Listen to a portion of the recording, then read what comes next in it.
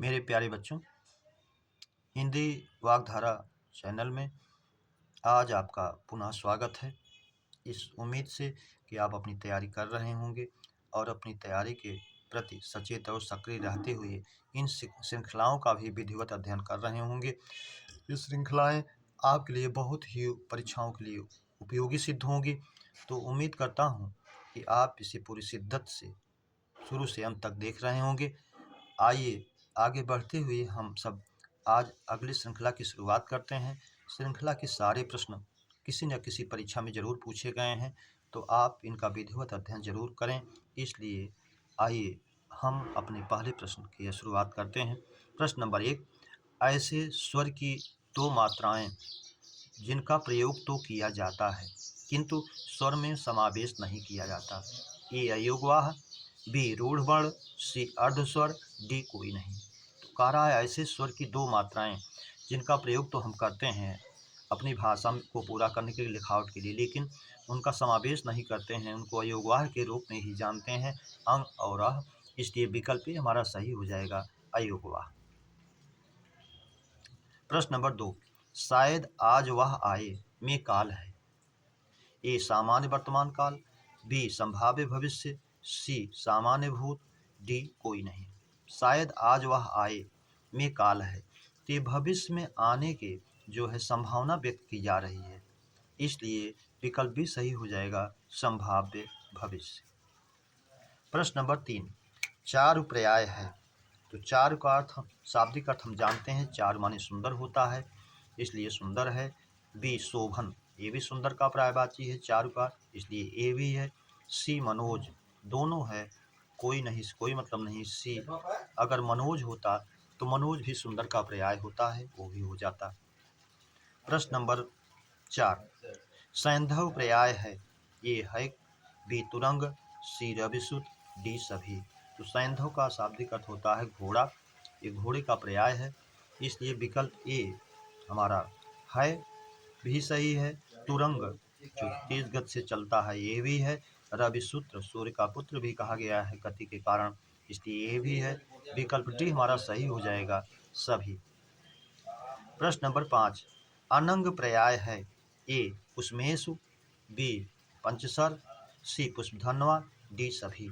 अनंग जिसके पास अंग नहीं है, शरीर नहीं है, अर्थात एक कामदेव का पर्यायवाची है, इसलिए कुसुमेषु, कुसुम है बाण जिसका गुणसंधि हुई है, ये कामदेव का पर्यायवाची है। डी पंचसर, 5 बाणों वाले पुष्प के 5 बाण हैं, इसलिए ये भी उन्हीं का है।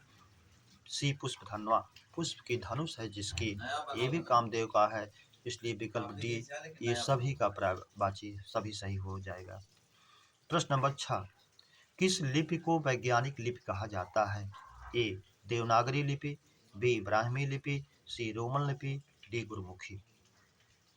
तो हम जानते हैं गुरुमुखी पंजाबी की है, रोमन जो है अंग्रेजी की है, ब्राह्मी लिपि को जो है वैज्ञानिक लिपि कहा गया, इसलिए विकल्प भी हमारा सही हो जाएगा, देवनागरी हिंदी की लिपि है। प्रश्न नंबर 7, सा में री और रा का योग होने पर मानक रूप है।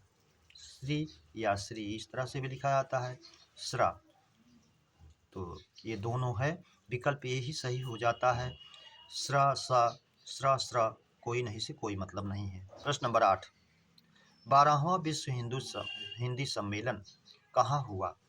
ए फिजी, बी भारत, सी मॉरिशस, डी सूरीनाम। तो 12वां हमारा अंतिम जो हुआ था वो फिजी में हुआ था, इसलिए विकल्प ए ही हमारा सही हो जाएगा, फिजी। प्रश्न नंबर 9, कार्पण्य में मूल शब्द और प्रत्यय है। ए कृपण प्लस या, कृपण, बी कृपण प्लस आ, सी कृपण प्लस ई, डी सभी। तो ऐसा नहीं, कृपण प्लस या, कृपण मूल शब्द है या प्रत्यय है, कार्पण्य बनता है, विकल्प ए हमारा सही हो जाएगा। प्रश्न नंबर 10, अर्दली कैसा शब्द है। ए आगत, बी देशज, सी विदेशज, डी ए प्लस सी। तो ये अर्दली जो है ये मूल रूप से अंग्रेजी का शब्द है, ऑर्डरली से अर्दली बन गया है, इसलिए ये विदेशी भाषा से आने के कारण आगत हो गया और विदेशज भी हो गया, दोनों सही हैं, इसलिए विकल्प डी हमारा सही हो जाएगा, ए प्लस सी। प्रश्न नंबर 11, आक का तत्सम है। ए अर्क, बी अक, सी अक, डी सभी। तो आक का तत्सम हमारा अर्क होता है, इसलिए विकल्प ए हमारा सही हो जाएगा। प्रश्न नंबर 12, वचन, वेवा और सूर का तत्सम है। ए वचन, विधवा, सौर्य। वचन, वैध, सूर, सी दोनों, डी कोई नहीं। तो वचन का वचन होता है, वेवा का विधवा होता है और सूर का शौर्य होता है, इसलिए विकल्प ए ही हमारा सही हो जाएगा। प्रश्न नंबर 13, पीपर पात सरिस मन डोला में उपमेय है। ए मन, बी पीपर पात, सी सरिस, डी डोला। तो इसमें पूछ रहा है उपमेय, जो हमारे पास होता है, मन हमारे पास होता है, इसलिए मन जो है उपमेय है, जो हमसे दूर होता है वो उपमान होता है। पीपर पात इसमें उपमान है और सरिस जो है वाचक चिन्ह है और डोला चंचल जो है उसका चंचलता के आधार पर उसकी उपमा दी गई है, इसलिए जो है साधारण धर्म है। प्रश्न नंबर 14, पानिप का पर्याय है। ए चमक, बी आभा, सी दोनों, डी कोई नहीं। तो पानिप का शाब्दिक अर्थ होता है चमक, आभा, इसलिए विकल्प सी हमारा हो जाएगा दोनों। प्रश्न नंबर 15, मुझसे खड़ा भी नहीं हुआ जाता में वाच्य है। कृत्यवाच्य, कर्मवाच्य, भाववाच्य, डी कोई नहीं। तो मुझसे खड़ा भी नहीं हुआ जाता क्रिया जो है कर्ता के अनुसार और इसमें असक्तता दिखाई गई है, इसलिए विकल्प सी भाववाच्य में जाएगा। प्रश्न नंबर 16, यूं का तत्सम है। एवं, अपर, अवर, प्रवर। तो प्रवर सीनियर के लिए, अवर जूनियर के लिए, अपर जो है अवर है और का तत्सम है और यूं का तत्सम होता है एवं, इसलिए विकल्प ए सही। प्रश्न नंबर 17, स्रोत के आधार पर शब्द भेद हैं। ए 4, बी 5, सी 6, डी 7। तो स्रोत के आधार पर हमारे जो है 4 भेद होते हैं शब्द के, तद्भव, तत्सम, देशज, विदेशज, इसलिए विकल्प ए सही हो जाएगा 4। प्रश्न नंबर 18, कृष्ण का अनेकार्थक नहीं है। ए काला, बी श्याम, सी मधुसूदन, डी सौभद्रेय। तो कृष्ण का अनेकार्थक काला भी होता है, श्याम भी होता है, मधुसूदन, मधु नामक राक्षस का वध किए थे इसलिए मधुसूदन कहा गया, तो ये भी है। डी सौभद्रेय, सुभद्रा के पुत्र अर्जुन को कहा गया। सुभद्रा कृष्ण की बहन थी और कृष्ण से इसका कोई मतलब नहीं है। सौभद्रेय सुभद्रा के पुत्र, सुभद्रा की संतान, ये अभिमन्यु के पक्ष में जाएगा जो अर्जुन की पत्नी थी, इसलिए विकल्प डी हमारा नहीं है मिल जाएगा।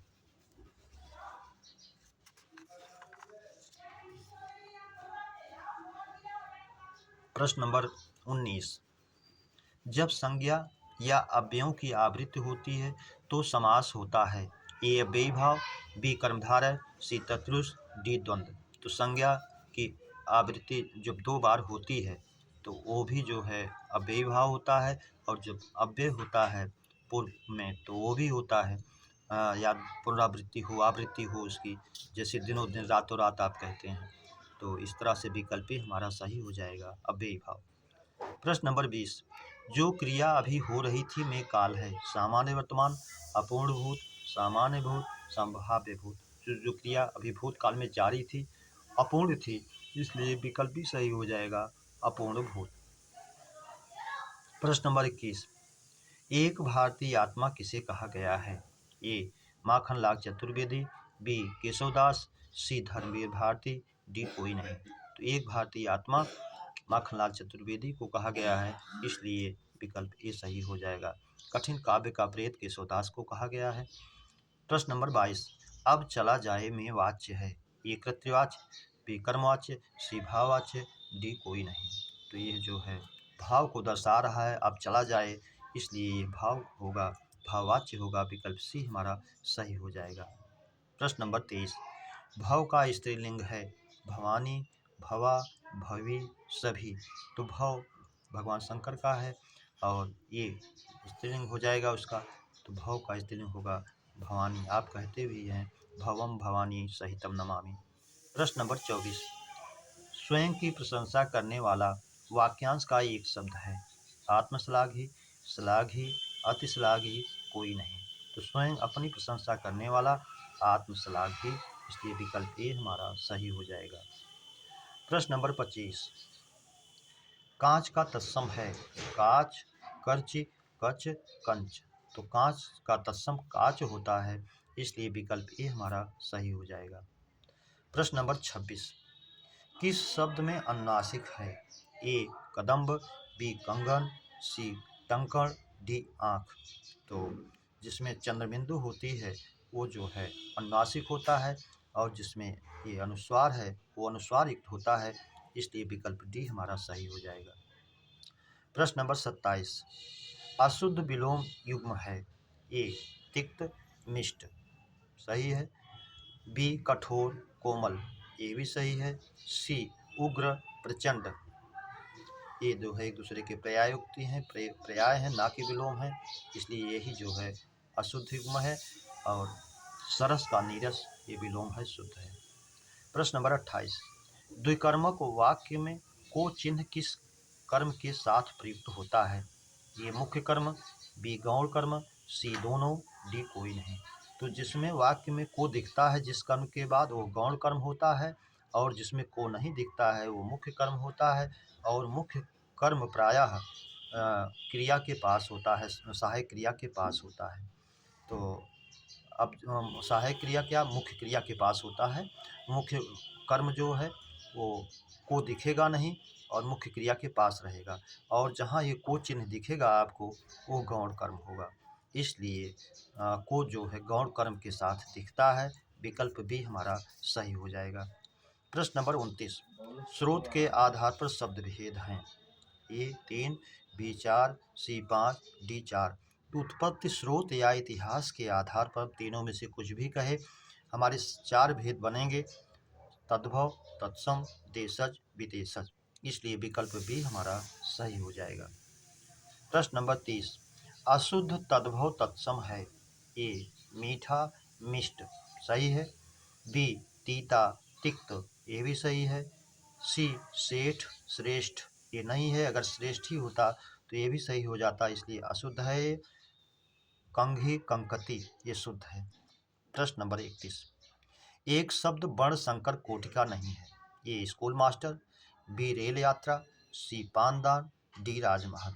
तो राजमहल, राज हिंदी है, महल अरबी फारसी का है, इसलिए ये है पानदान।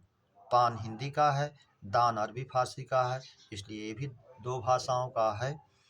बी रेल यात्रा, रेल अंग्रेजी का है, यात्रा हिंदी का है, इसलिए यह भी संकर है। ये स्कूल मास्टर, स्कूल भी अंग्रेजी, मास्टर भी अंग्रेजी, इसीलिए यह नहीं है, विकल्प ए हमारा सही हो जाएगा। प्रश्न नंबर 32, राख और खार दोनों का एक ही तत्सम होता है, वो कौन है? विकल्प ए क्षार, विकल्प बी क्षार, विकल्प सी क्षार, डी कोई नहीं। तो राख का तत्सम पूछे या खार का तत्सम पूछे, दोनों का एक ही तत्सम होता है, क्षार, इसलिए विकल्प ए हमारा सही हो जाएगा। प्रश्न नंबर 33, वक्रोक्ति का संधि विच्छेद है? ए वक्र प्लस उक्ति, बी वक्रा प्लस उक्ति, सी दोनों, डी कोई नहीं। तो वक्र उक्ति टेढ़ा है कथन, जो गुण संधि हो जाएगा, विकल्प ए हमारा सही हो जाएगा, वक्र प्लस उक्ति। प्रश्न नंबर 34, गुडाकेश पर्याय है? अर्जुन का, कृष्ण का, इंद्र का, शिव का। तो गुडाका प्लस ईश गुण स्वर संधि हो जाती है, नींद पर विजय प्राप्त करने वाले। ये अर्जुन जी का भी है, शिव जी का भी है, लेकिन प्रथम वरीयता अर्जुन जी को दी जाती है। यदि दोनों भी परीक्षा का आया हुआ प्रश्न है तो हम वरीयता अर्जुन को ही देते हैं, इसलिए विकल्प ए सही हो जाएगा, अर्जुन। 35, मित्र, अर्क, हंस, तरण पर्याय है? सूर्य का, चंद्र का, शिव का, विष्णु का। तो मित्र, अर्क, हंस, तरण हम जानते हैं सूर्य का पर्याय है, इसलिए विकल्प ए हमारा सही हो जाएगा, सूर्य। मेरे प्यारे बच्चों, इस श्रृंखला के प्रश्नों की चर्चा पर चर्चा हम लोगों ने किया। उम्मीद करता हूँ ये श्रृंखला के प्रश्न आपको अच्छे लगे होंगे, बेहतर लगे होंगे। तो इसे सब्सक्राइब, लाइक और शेयर अपने मित्रों में ज़रूर करें। इसी उम्मीद और अपेक्षा के साथ अगली श्रृंखला के मिलने तक आप सभी को हृदय से धन्यवाद। जय हिंद।